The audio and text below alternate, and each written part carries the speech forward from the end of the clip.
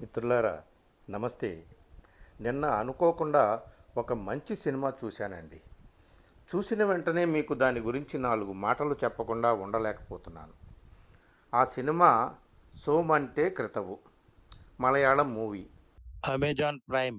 అలాగే యూట్యూబ్లో కూడా అందుబాటులో ఉంది.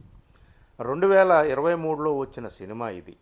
సినిమా ఆలస్యంగా చూసినా ఆలస్యం చేయకుండా దాని గురించి నలుగురికి చెప్పాలి కదా. అందుకే ఈ చిన్న వీడియో.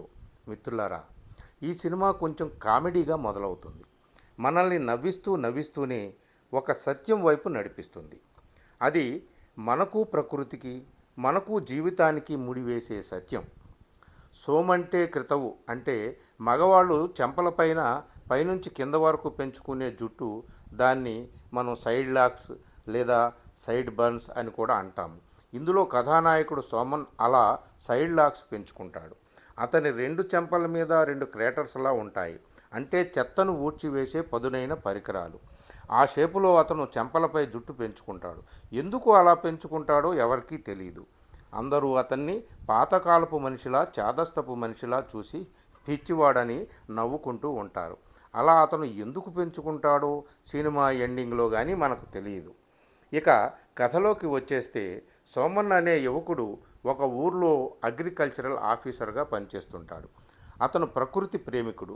ప్రకృతి సిద్ధంగా జీవించాలి అని భావించేవాడు. ఆహారం నుంచి వ్యవహారం వరకు అతని జీవనశైలి అంతా ఆర్గానిక్కే. అతను పనిచేసే ఆఫీసు ప్రాంగణంలో ఒక చెట్టు ఉంటుంది. ఆ చెట్టు మొదలు స్త్రీ వెనక భాగంలాగా కనిపిస్తే దాన్ని కొట్టేయాలని అందరూ కోరుకుంటారు. అందుకు అతను అడ్డుపడి ఆ చెట్టుపైనే తన ఆఫీసు ఏర్పాటు చేసుకొని చెట్టును కొట్టకూడదని నిరాహార దీక్ష చేపడతాడు. ఆఫీస్ కార్యకలాపాలన్నీ ఆ చెట్టుపైనే, ఆహారం నిద్ర ఆ చెట్టుపైనే. ఇది మొత్తం ఊరినే కాదు, మీడియానే ఊపేస్తుంది. అతను చేసే పనులు, అతని అలవాట్లు, మాట్లాడే మాటలు అందరికీ చాదస్తంగా, పిచ్చివాడిగా కనిపిస్తాయి. ఆఖరికి అతని తల్లి కూడా అతన్ని పరమ చాదస్తపు మొండివాడిగా ఎప్పుడూ కసురుకుంటూ ఉంటుంది.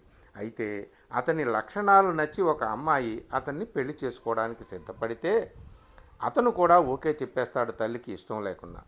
ఏ విషయంలోనూ హంగులు ఆర్భాటాలు ఇష్టపడడు. పెళ్లి తంతు కూడా భలే ప్రహసనంలా సాగుతుందండి. ప్రతి ఘట్టాన్ని కడుపుబ్బా నవ్వించేలా దర్శకుడు నిర్మిస్తాడు. పెళ్లికి మంగళసూత్రం మర్చిపోతాడు సోమన్. కానీ అతను కావాలని అలా చేస్తాడు. మంగళసూత్రం మీద అతనికి నమ్మకం లేదు. అతని మెడలో గొలుసు భార్యకు వేస్తాడు. ఆ భార్య కూడా అతను చేసే ప్రతి పనిని నచ్చినా నచ్చకపోయినా అతనిపై ప్రేమతో అతనినే సమర్థిస్తూ ఉంటుంది. మొదటి రాత్రి భార్యతో అతని సంభాషణ కూడా భలే విచిత్రంగా ఉంటుందండి. అతి మంచివాడు, సాదాసీదా మనిషే కాదు, ఎన్నో సిద్ధాంతాలు ఉన్న ఘటికుడు కూడా. ఈ సీనులన్నీ చూసి తీరాల్సిందే, చెప్పుకుంటే కాదు.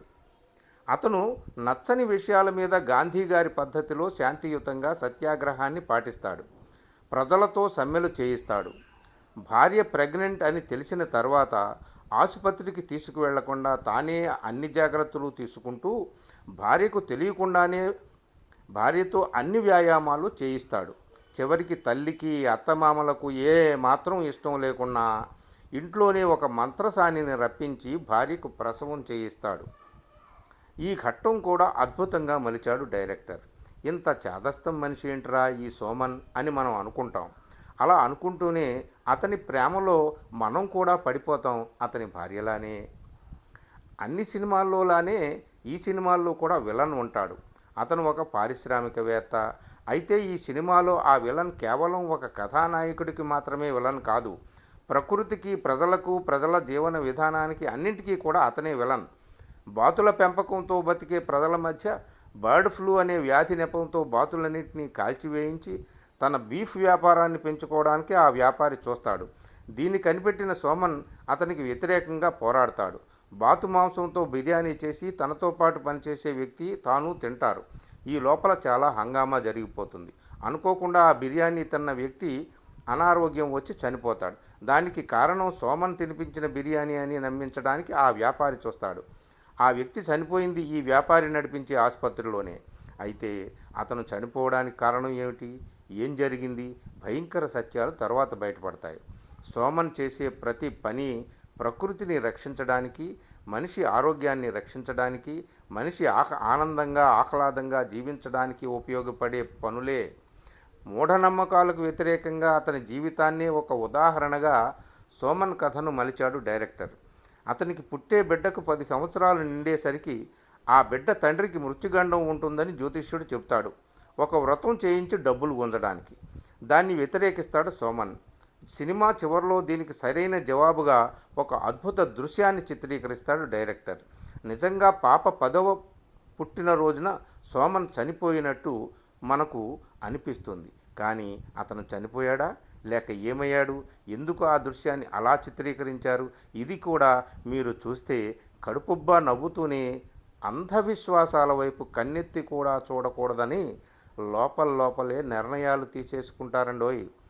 ఆఖరికి సోమన్కి పుట్టిన పాప కూడా అతని లక్షణాలనే పుణికిపుచ్చుకుంటుంది.